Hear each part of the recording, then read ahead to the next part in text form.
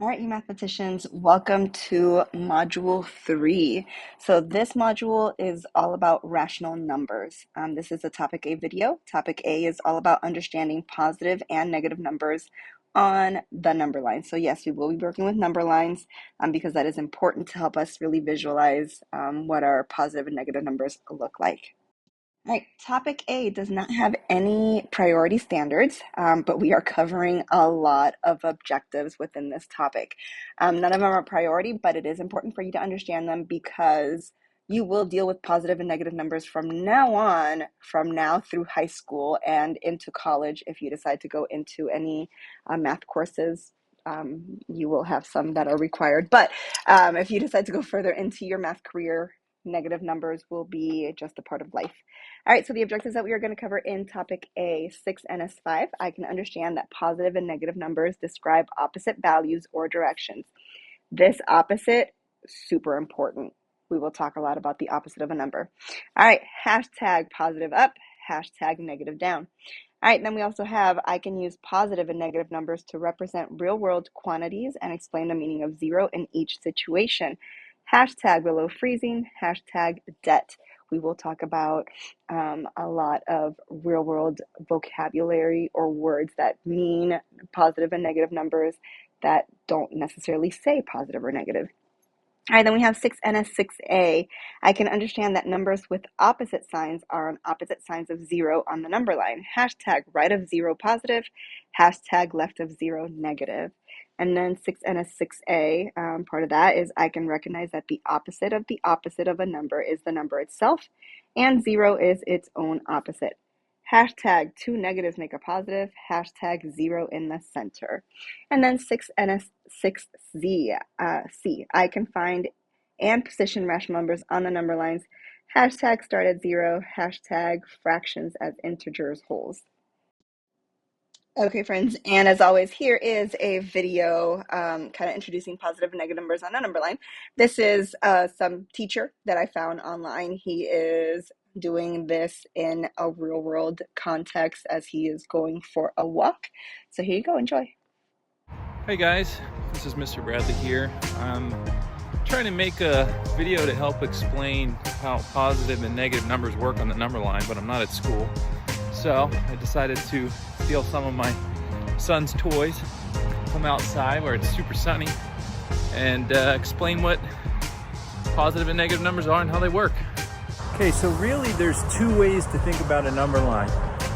One of them is what's called a vertical number line. This is where you have zero in the middle, and as you move up, you have what's called positive numbers, and then those are the numbers you already know. And then as you move down, you have negative numbers.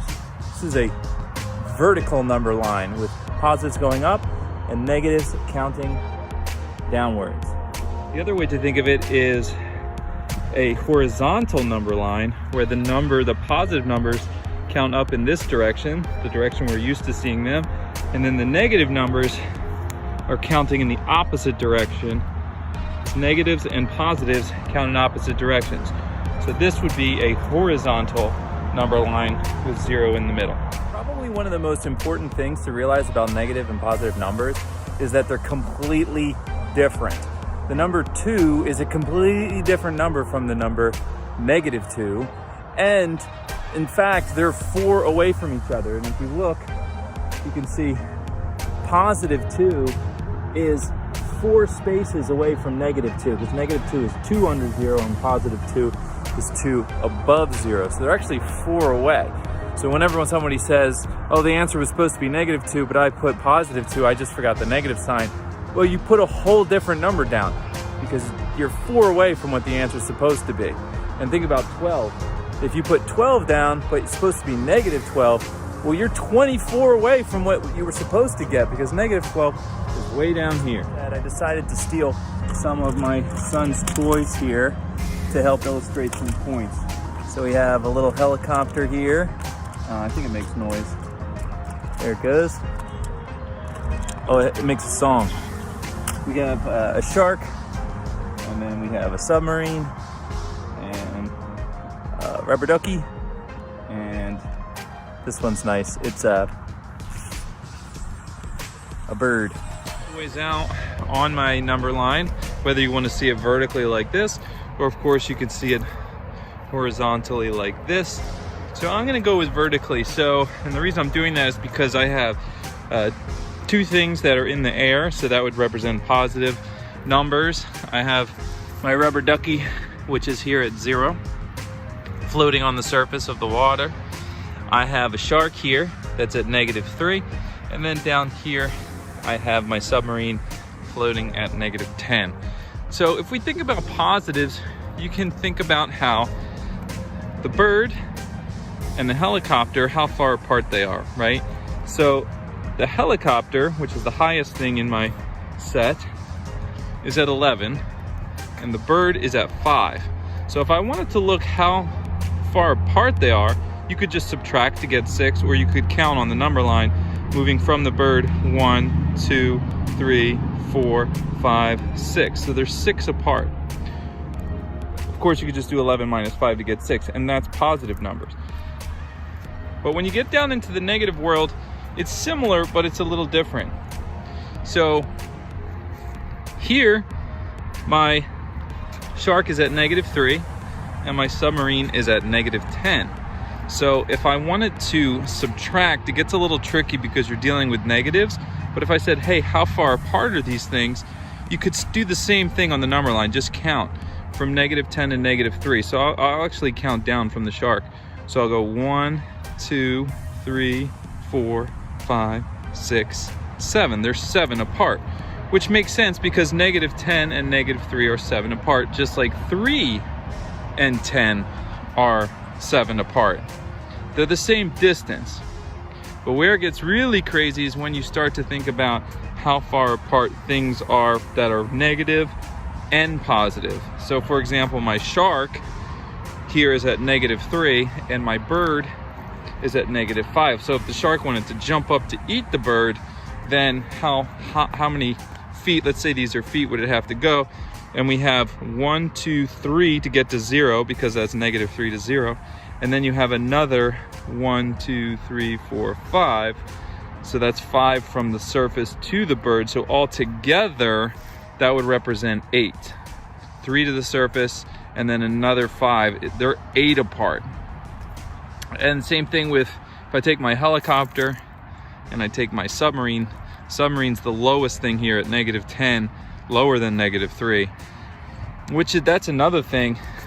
-3 is a higher number than -10, which is weird to think about because in the positives it's kind of different. Like the number 3 is lower than 10. 10 is a higher number. But in negatives, everything's opposite. So -3 is actually higher up on the number line than -10.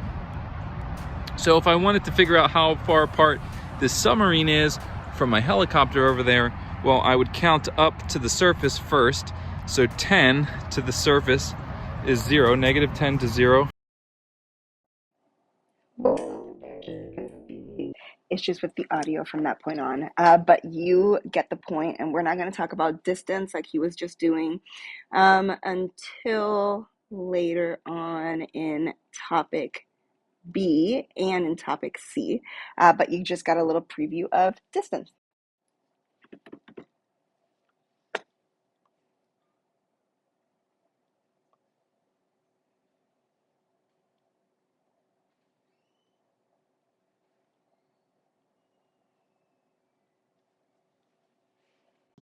Okay, friends, and then important terms that you need to know for this topic and for this unit. We will continue hearing these on in math from now on. So we have an integer. So an integer is a positive or negative whole number. That's the key word. Integers are whole numbers. This does include number 0. So the set of integers is -3, -2, -1, 0, 1, 2, 3, and so on and so on. Okay, a negative number is a number that is less than 0. Negative number is less than 0. Okay, opposites. Numbers that are in the same distance from 0 on the number line, but they are on a different side of 0.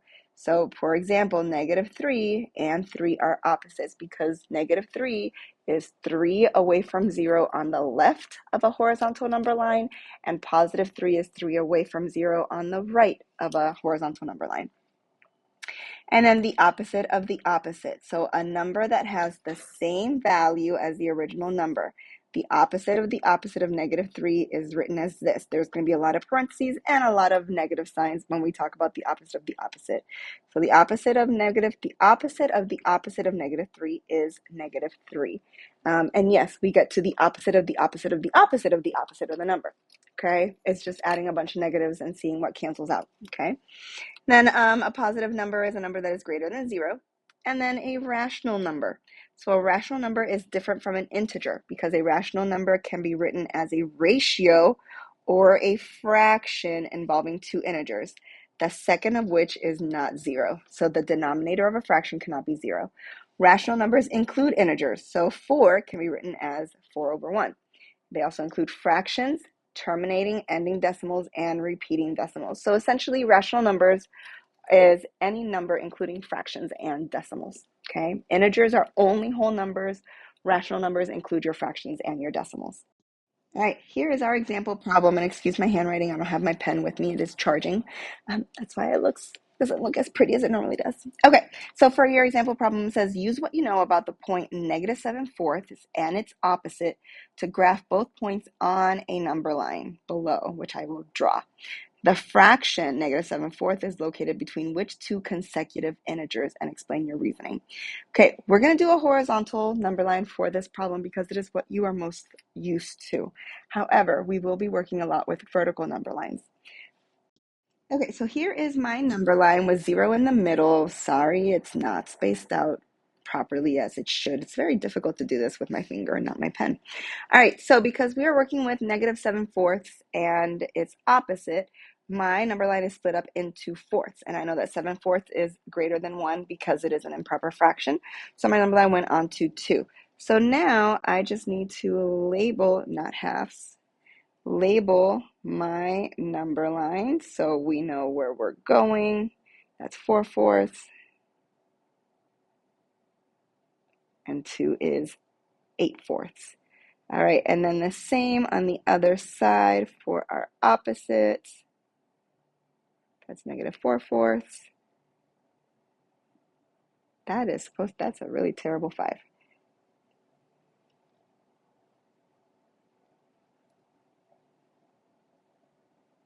Okay, so looking at -7/4. -7/4 is right here on the number line.